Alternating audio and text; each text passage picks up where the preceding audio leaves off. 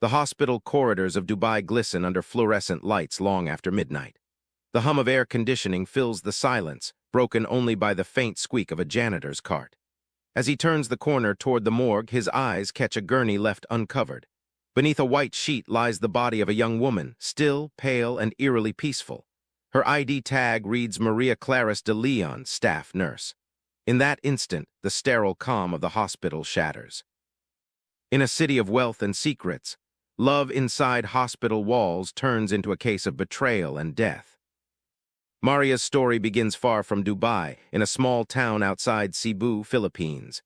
At 29, she was her family's hope and pride, a daughter who worked tirelessly to send money home each month. Known for her compassion, she often stayed past her shift to comfort lonely patients or cover for exhausted coworkers. To her, nursing wasn't just a job, it was purpose, sacrifice, and survival. Dubai had promised a better life, gleaming hospitals, higher pay, and a chance to escape the poverty that shadowed her childhood. But beneath the glamour of the Emirates lay a harsh reality. Hierarchies, silence, and invisible lines foreign workers were never meant to cross. Filipino nurses like Maria were both essential and expendable. They filled the hospital wards with dedication but were often treated as replaceable, voiceless labor. Maria understood the rules. She knew the boundaries between respect and rebellion, between gratitude and exploitation. Yet even she could not foresee how quickly admiration could turn into danger. Her colleagues remember her as graceful yet reserved. She smiled easily but rarely spoke of her personal life. Still, rumors traveled fast through hospital corridors, whispers of late-night calls, of the senior surgeon who often requested her assistance, of a quiet intimacy developing where professionalism should have stayed. The surgeon, powerful and well-respected, was known for his brilliance and his temper. To most, he was untouchable. For Maria, he was both mentor and mystery. She began staying later after shifts, helping him with patient notes or emergency calls. The other nurses noticed, some with envy, others with concern. At first, it seemed harmless, a friendship built on shared exhaustion and long hours under fluorescent lights. But affection in the wrong place can spread like infection, quietly, invisibly, until it consumes everything. The night she died, the hospital was quiet. Security cameras later showed her walking alone down the main corridor, carrying her clipboard and phone. She looked calm, unaware that her next steps would lead to the morgue. No alarms, no witnesses, just the echo of her shoes fading into silence. Her friends would later recall strange moments in the days before her death, Maria deleting messages from her phone, avoiding eye contact, her hands trembling when certain calls came through. One nurse overheard her arguing softly in Tagalog near the stairwell. Another said she found Maria crying in the staff restroom but refusing to explain why. At first, no one thought much of it. In a place where everyone carried secrets, sadness was easy to hide. But now, as the janitor's call echoes through the corridor, "There's a nurse here. She's not breathing," the reality sets in. The woman who once brought life and hope to others now lies lifeless under hospital lights. Outside, the city of Dubai glitters against the desert night, an empire of power, money, and silence. Inside, among those sterile white walls, the truth begins to stir. Something forbidden had taken root in this place of healing, something that would soon expose love, power, and betrayal in ways no one could have imagined. And as investigators begin to ask the first questions, who was she last seen with? Why was she in the restricted area?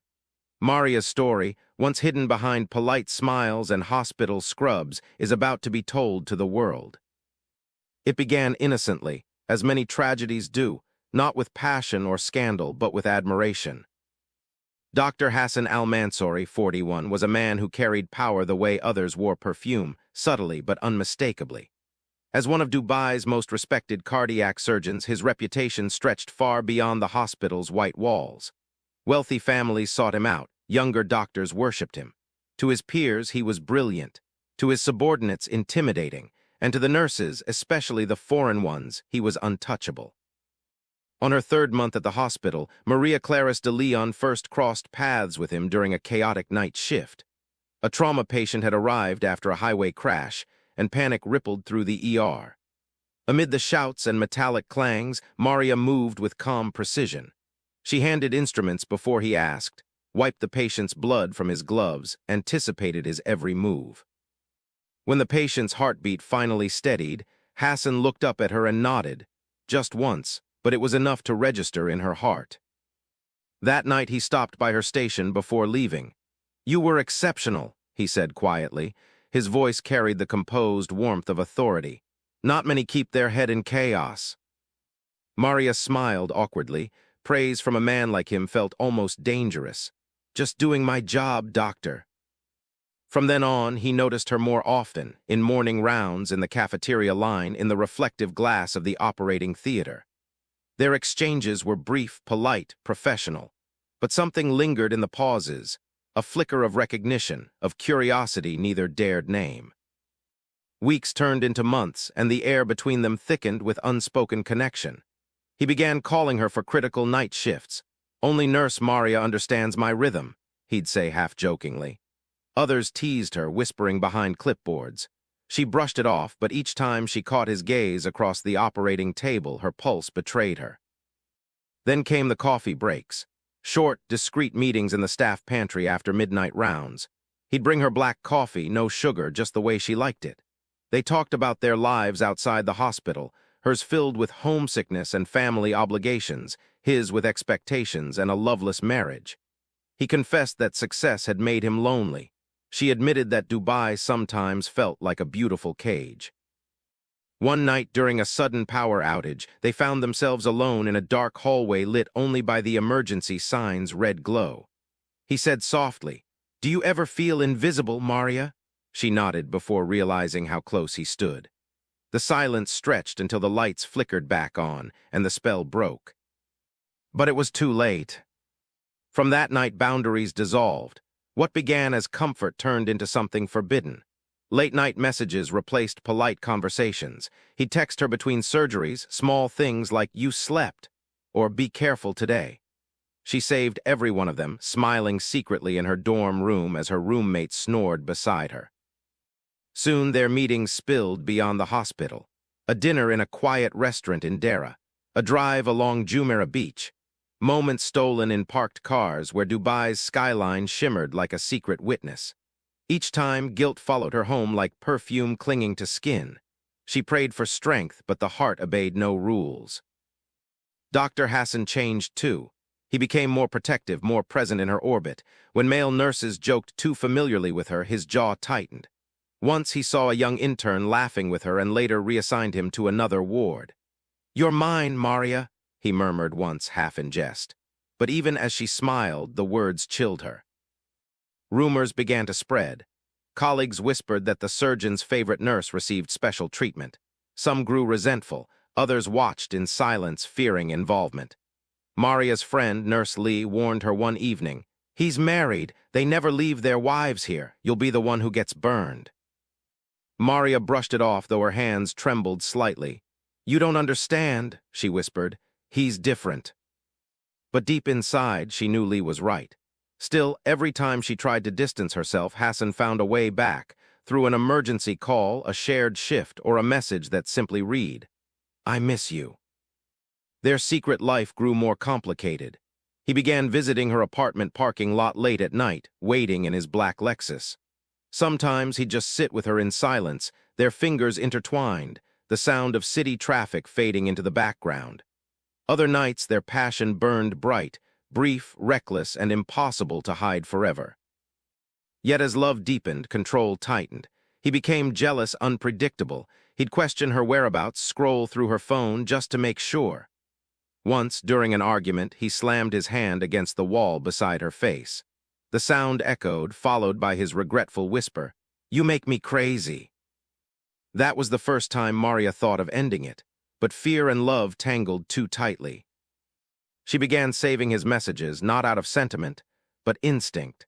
Screenshots, voice notes, even photos from their secret meetings.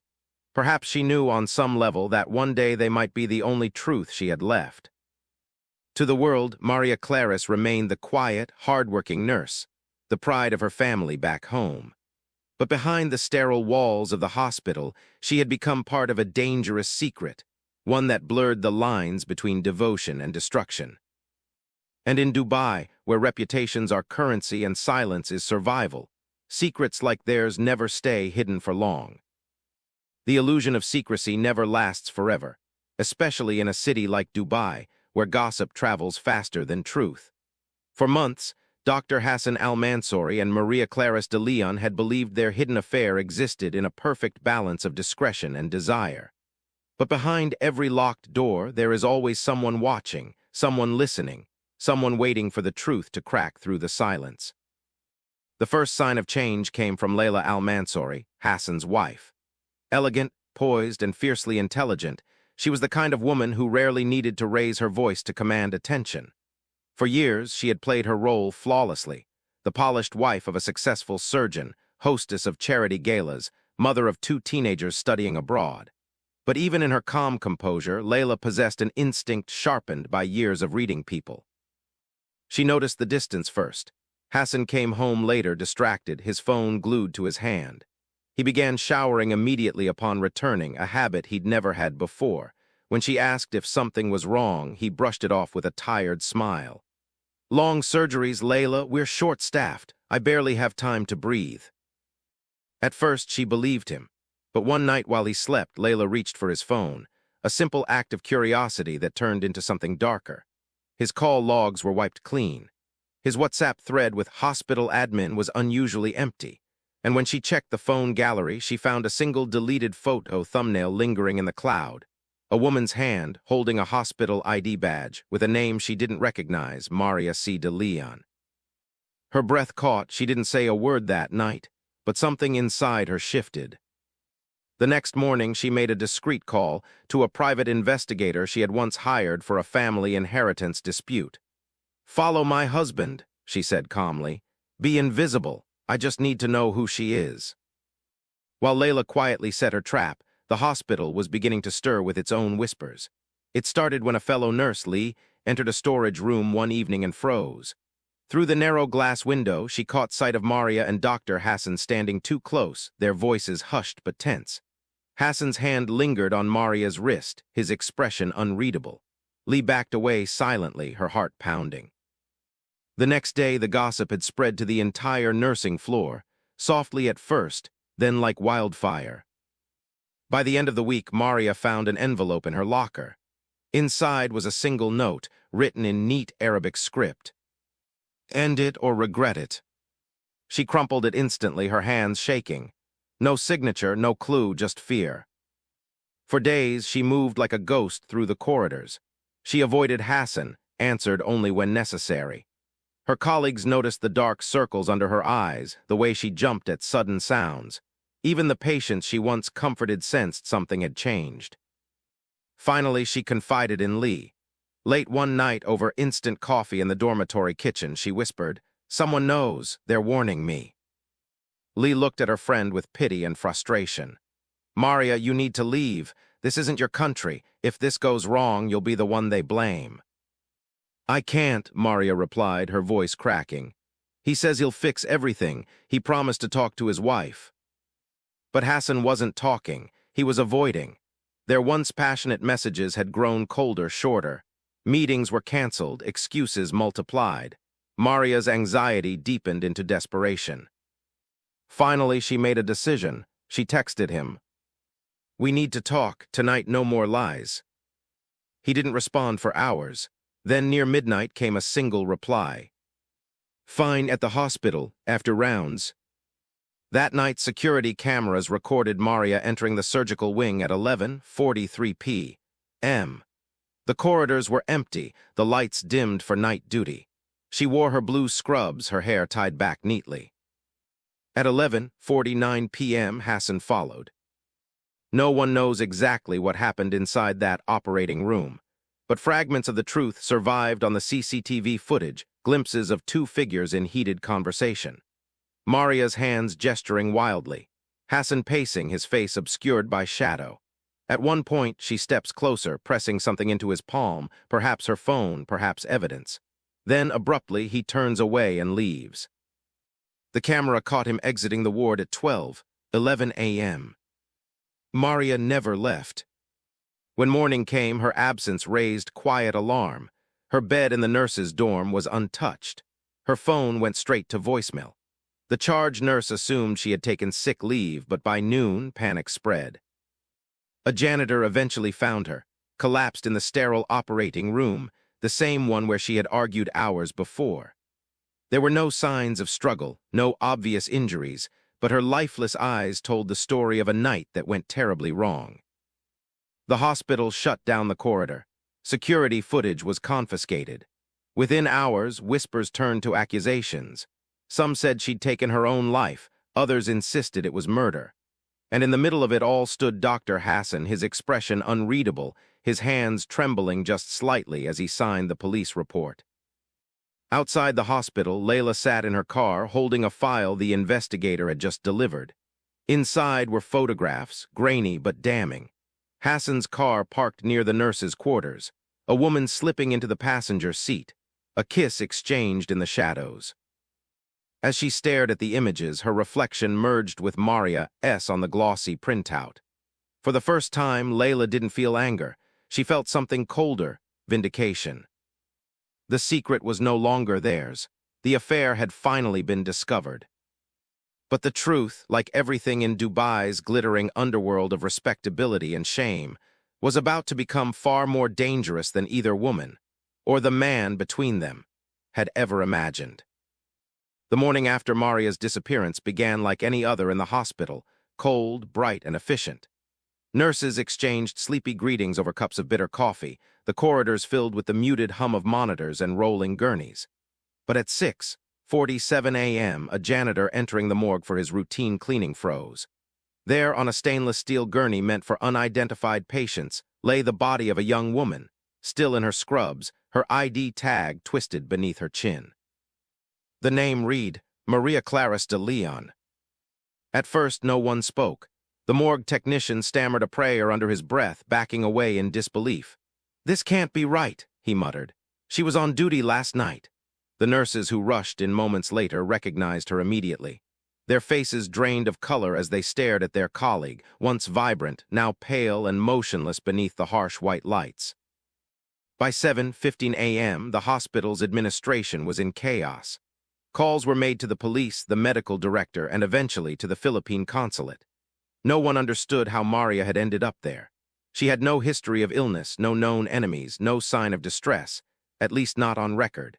Yet there she was, cold and silent, tucked away in a morgue drawer as if someone wanted her quietly forgotten. When investigators arrived, the first assumption was suicide. A vial of sedatives had been found near her body, along with a half-used syringe. "Looks like an overdose," one officer said flatly, jotting notes. The hospital management nodded quickly, eager to close the matter before it drew attention. But small details refused to fit. The senior pathologist, Dr. Nabel, noticed faint bruises on Maria's wrists, too symmetrical to be accidental, too deep to come from routine medical work. Her left shoulder bore a faint red mark, as though she had been restrained or shoved. Most unsettling of all, the injection site on her arm didn't align with her dominant hand. It was unlikely she could have administered it herself. "This doesn't look self-inflicted," Dr. Nabel murmured, frowning. "Something's wrong here." The discovery prompted an order to review the security footage. What they found deepened the mystery. At 11:43 p.m. the night before, Maria had been seen entering the restricted surgical wing, an area closed to most staff after hours. She used an ID card registered to Dr. Hassan Al-Mansoori, the head surgeon. 28 minutes later, he was seen leaving the same wing. Maria never reappeared on camera. When questioned, Dr. Hassan appeared calm, even sorrowful. "She was one of my best nurses," he said during the interview. "Dedicated, responsible. I can't believe she'd do something like this." His explanation for the ID card was simple. She must have borrowed it for late access. But the investigators noticed his hands trembled slightly as he spoke. By midday, news began to leak. A hospital orderly posted a cryptic Facebook status. "Something terrible happened last night. Pray for our sister nurse." Within hours, screenshots spread across Filipino community groups in Dubai. Then local tabloids picked up the story. Filipina nurse found dead inside Dubai hospital morgue, mystery deepens. The story went viral. Comment sections flooded with outrage. Some accused the hospital of negligence, others whispered darker suspicions. Activists began raising questions about migrant worker safety, pointing out how quickly authorities had labeled it suicide.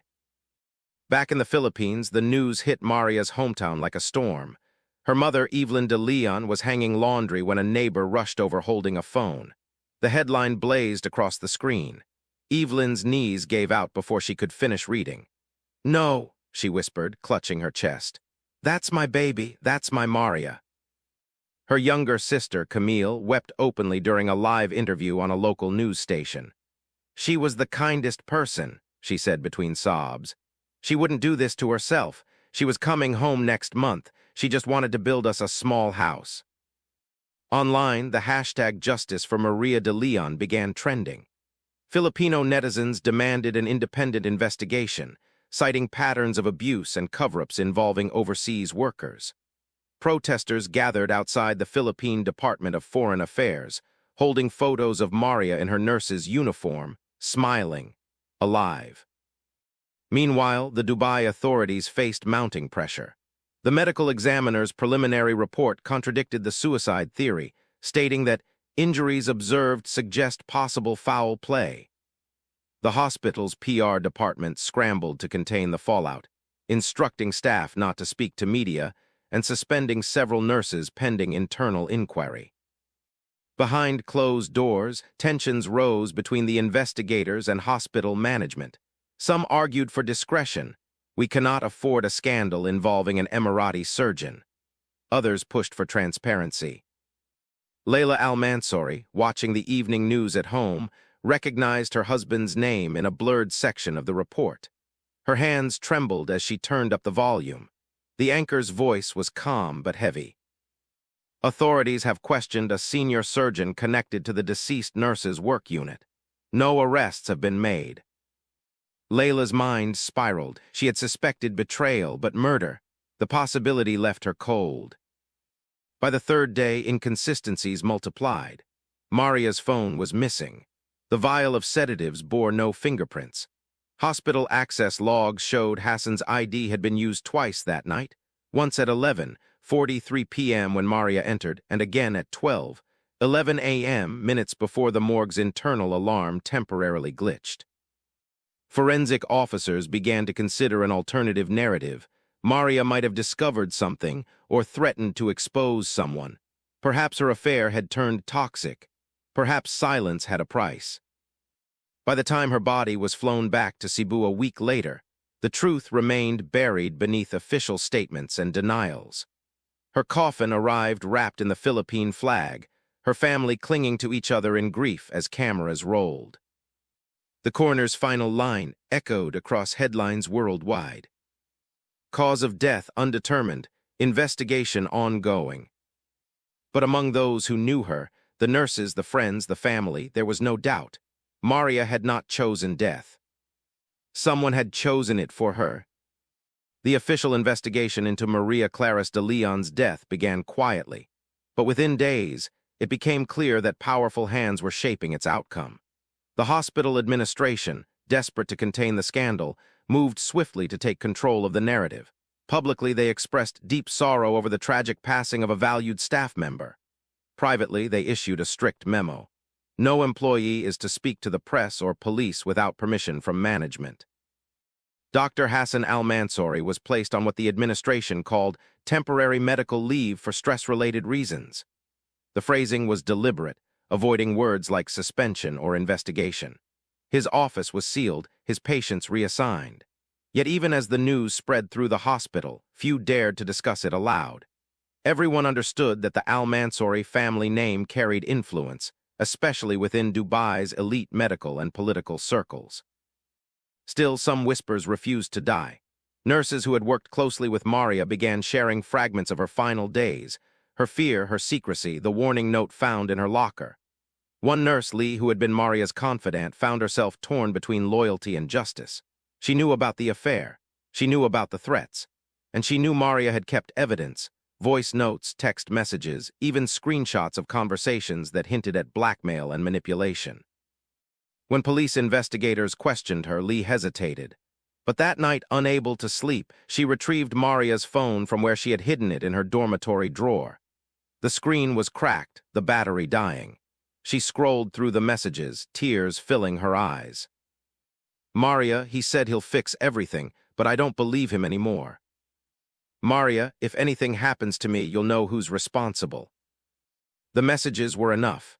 The next morning, Lee slipped the phone into an envelope and delivered it anonymously to the Philippine consulate in Dubai. She signed no name, just a note, "Please help her, they're covering it up."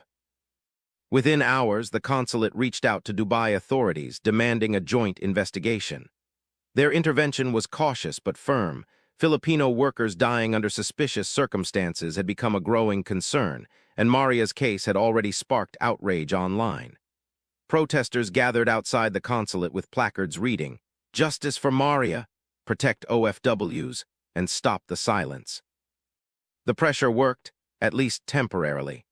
A second forensic review was ordered, and a copy of the hospital's internal CCTV footage was requested. That's when the manipulation began to unravel. The first CCTV file delivered to investigators was incomplete. Footage from the corridor leading to the operating wing, where Maria had last been seen, abruptly cut off at 11:52 p.m., just 9 minutes before Dr. Hassan was recorded exiting the area. When asked about the gap, the hospital's IT head claimed there had been a power fluctuation. But later, technicians discovered the timestamps had been manually altered. Even more suspiciously, several of Maria's written reports, her nursing notes and shift logs from the last week, had disappeared from the system. Her locker had been emptied, and an internal memo revealed that Dr. Hassan's wife, Hassan Al-Mansoori, had attended a closed-door meeting with the hospital's board the same morning the evidence vanished. Behind the scenes, a different story was being carefully constructed. Dr. Hassan, through his lawyer, began framing Maria as emotionally unstable and obsessed. In official statements, he described her as a troubled employee who had misunderstood his professional kindness. "She was fragile," he told investigators. "I tried to help her, but she was spiraling. I think she may have harmed herself." The hospital administration supported his version, insisting that Maria's death was an unfortunate act of self-harm brought on by personal distress. They circulated a psychological report claiming she had suffered from depression, though no such document existed in her records before her death. But the embassy investigators weren't convinced. A forensic pathologist hired through diplomatic channels reviewed the autopsy and confirmed bruising inconsistent with suicide. The injection marks suggested restraint. Toxicology revealed an anesthetic compound rarely used outside surgical facilities, accessible only to doctors like Hassan. As this evidence surfaced, tension inside the hospital reached a breaking point. Staff whispered about deleted emails, falsified logs, and the unspoken order to protect the institution's reputation. Several nurses were quietly transferred to other hospitals, and Lee received an unsigned warning slip in her mailbox. "You're drawing attention. Stop now." Meanwhile, international media began circling the story. CNN Philippines, the Gulf Daily, and the BBC all published features questioning whether justice was possible in a system where power outweighed truth. The Dubai Health Authority promised transparency, but their statements were vague. Then a breakthrough, a recovered backup drive from the hospital's CCTV server. The file, though grainy, revealed what everyone feared. At 11:50 p.m., Hassan was seen entering the same operating room Maria had entered minutes earlier. His posture was tense, his face hidden by a surgical mask. The footage cut off again at 12:10 a.m., but not before showing a struggle, a blur of movement, Maria stepping backward, Hassan raising his arm. The video ended abruptly. That clip never aired publicly. Within hours of its discovery, it was seized under a confidential evidence order. Yet by then, copies had already leaked to embassy investigators, ensuring that the truth, once buried, was beginning to surface. When the consulate released a statement confirming credible indications of foul play, the public erupted. Thousands of comments flooded social media. Hashtags like Justice for Maria De Leon and Truth in Dubai hospitals trended for days. Protesters demanded the arrest of Dr. Hassan. Still, no official charges were filed. Insiders hinted that his wife's family had intervened, leveraging political ties to suppress prosecution. The case was quietly reclassified as under diplomatic review. To the world, it looked like another tragedy in a long chain of stories about migrant workers whose lives were written off as accidents. But to those who had known Maria, to Lee, to her family, and to millions watching online, it had become something else entirely, a symbol of truth buried beneath privilege. And though her body lay still in the grave, Maria's story refused to die. The cover-up that began in silence was beginning to crumble under the weight of the very thing it feared most: exposure. Months after Maria Clarisse De Leon's death, the official story had begun to fade, another tragedy quietly buried under bureaucracy. But one person refused to let it go. Rania Lopez, an independent journalist known for exposing corporate corruption, received an anonymous email from someone inside the hospital. Attached was a single sentence: "If you want the truth, check her phone." Rania tracked down Maria's belongings, which had been held by authorities. Among them was her cracked smartphone, still tagged as inconclusive evidence. With permission from the Philippine consulate, Rania worked with a digital forensic analyst to recover its deleted files. Most were mundane work photos and chats, until they found a single hidden audio file named Backup April 12. When played, the recording was chilling. Maria's voice trembled. "You promised you'd leave her, Hassan. You said I meant something." Then came a man's response, cold, calculated. "You knew what this was. If you talk, you'll destroy both of us. And don't forget, I can destroy you first." The argument grew heated. At one point, metallic clinks echoed in the background, later identified as surgical instruments. The hum of ventilators and the faint beep of monitors matched the sound environment of the operating theater where Maria's body was found. The timestamp confirmed it was recorded just hours before her death. Rania took the evidence straight to the consulate, which, under renewed international pressure, requested a second autopsy. This time, the examination was conducted by an independent forensic pathologist flown in from Manila. The results dismantled the earlier suicide narrative. The report found traces of propofol and succinylcholine, potent anesthetic agents that cause rapid paralysis and cardiac arrest if misused. The dosage detected in Maria's bloodstream was far beyond any therapeutic level. These drugs were accessible only to licensed surgeons, stored in a restricted cabinet that Dr. Hassan had exclusive access to. The pathologist concluded unequivocally: death caused by anesthetic overdose administered by another person. With both the recording and the autopsy report in hand, investigators moved to confront Dr. Hassan Al-Mansoori. During questioning, he appeared calm at first, denying any wrongdoing. He claimed Maria had been unstable and obsessed, insisting she may have self-administered the drugs. But when confronted with the recovered audio and a frame from the previously lost CCTV footage showing him entering the operating room minutes before her collapse, his composure cracked. He stammered, "That doesn't prove anything. I was checking on her. She asked me to come." Yet his eyes betrayed panic. For the first time, the mask of confidence slipped. Investigators pressed harder. The interrogation transcript later leaked online, sparking public outrage. "Investigator, if you were helping her, why delete the footage?" "Hassan, you don't understand. It wasn't supposed to happen." That single line, "It wasn't supposed to happen," became the headline of every news outlet the next day. Within a week, Dr. Hassan was arrested and charged with involuntary manslaughter and obstruction of justice. The trial that followed drew global attention. Filipino workers across the Gulf watched the hearings live-streamed online, while international journalists packed the courtroom. The prosecution presented damning evidence: the voice recording, the toxicology report, the CCTV footage, and testimony from nurses who admitted they had been coerced into silence. Lee, Maria's friend, took the stand with trembling hands and told the court about the warning Maria had given her. "If something happens to me, you'll know who did it."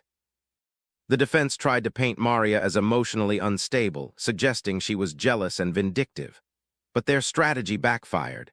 Rainia's published exposé, The Angel of Ward 7, had already turned Maria into a symbol of courage, a woman caught between love, power, and fear. Public sympathy was overwhelming. Then came the most explosive revelation of the trial. Several nurses testified that Maria wasn't the first. Over the years, there had been 3 other women, all foreign workers, who had filed informal complaints against Dr. Hassan for harassment or inappropriate conduct.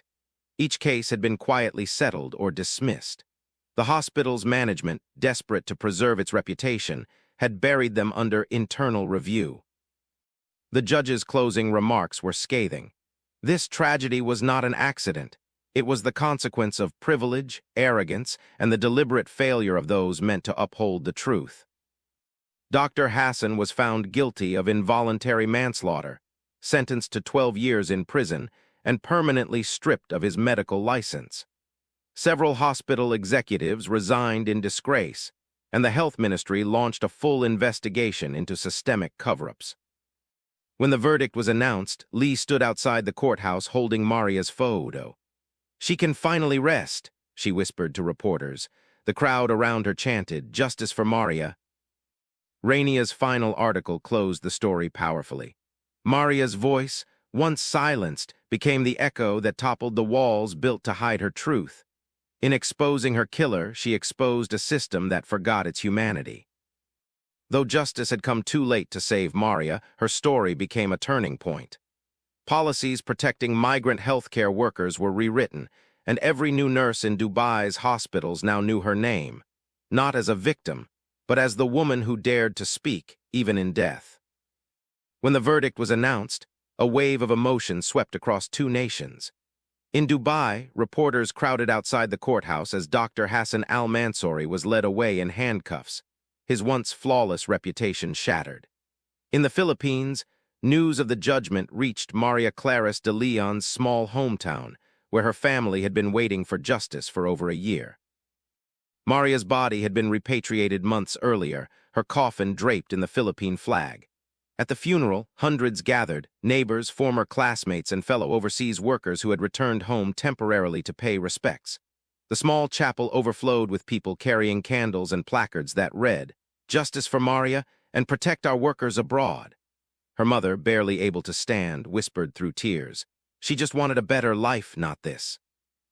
The local parish priest called her a martyr of silence, a woman whose story spoke for thousands who endured abuse in silence. Back in Dubai, the hospital where Maria had worked struggled to recover from the scandal. Several senior administrators resigned under pressure, and an internal review exposed systemic negligence and cover-ups extending years back. The hospital's reputation, once a symbol of excellence, was now tarnished beyond repair. In response to public outrage, the Dubai Health Authority announced new policies for whistleblower protection and employee grievance reporting, measures inspired directly by Maria's case. But for many, the reforms felt too little too late. Among the hospital staff, fear lingered long after the headlines faded. Nurses who had known Maria still spoke her name in whispers. Some left their jobs, unable to work in the same corridors where she had once laughed and lived. Others stayed, determined to honor her memory by refusing to remain silent again. A mural quietly appeared on a staff lounge wall, a white angel with a nurse's cap, wings outstretched. Beneath it were painted the words, "She cared until her last breath." As for Dr. Hassan, his fate remained a source of debate and anger. He was sentenced to 12 years in prison, though rumors later surfaced that he might have been quietly transferred to a private facility under medical supervision. His wife, Layla, divorced him shortly after the trial and returned to her family estate, refusing all interviews. Some believed he would never serve his full sentence, protected by wealth and influence. But even if free, his name had become synonymous with disgrace. No hospital in the Gulf would ever hire him again. Maria's death ignited something far larger than one man's downfall. It sparked a movement. Across the Middle East, Filipino migrant organizations began demanding stronger legal protection and mental health support for overseas workers. Human rights groups cited her story in petitions to reform labor laws. Documentaries and podcasts retold her case. each time uncovering new details about the hidden struggles of migrant women caught between duty and exploitation. Her story also reshaped how people viewed forbidden relationships born in isolation and hierarchy. Maria's affair with Dr. Hassan, though condemned by many, revealed deeper truths about power, vulnerability, and longing. In a society where reputation outweighed empathy, their relationship was destined for tragedy. Yet it also forced the world to confront uncomfortable questions. Why are so many women like Maria forced to choose between dignity and survival? Why must their suffering always be silenced to protect institutions? Months after the case closed, journalist Rania Lopez published her final article titled "The Nurse Who Made the World Listen." It ended with words that resonated far beyond the pages of any newspaper. In the corridors of power and passion, truth was buried deep, until one nurse's death forced it to the surface. Maria De Leon's story is not just about betrayal and murder. It is about every unseen hand that keeps a system alive, every heart that breaks quietly in service to others, and every truth that refuses to stay buried.